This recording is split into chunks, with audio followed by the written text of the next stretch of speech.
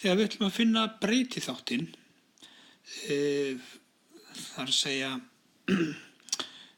prósentuhækkunina sem verður, eða lækkunina sem verður á þegar að verðið annaðhvort hækkar eða lækkar, þá getum við notað litla formúlu hérna, þar að segja nýja verðið deilt með gamla verðið. Þá fáum við út breytiþáttinn, þar að segja þá fáum við út margföldunarstuðulinn og ég ætla að sýna hérna hvernig þetta unnið með dæmi A og dæmi B.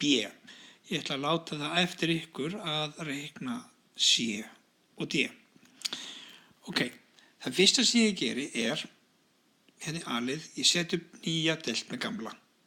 Nýja verðið sem sagt það verð sem komið, gamla verðið það sem það var og samkvæmt A-liðnum þá nýja verðið 2569 en gamla 2322.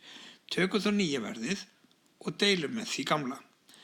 Þá fáum við út 1,106 sem þýðir raun og veru að verðið hefur hækkað 10,6%.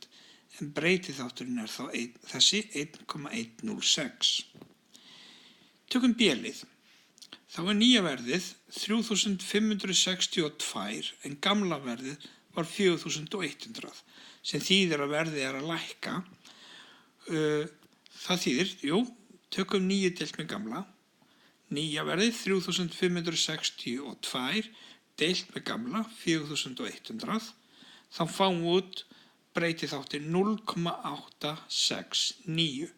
Sem sagt, nýja verðið þá 86,9% af því gamla. Þegar verð hækkar, þá verður þessi breytiþáttur stærri en 1, en þegar verð lækkar, þá verður þessi breytiþáttur minni en 1. Takk fyrir.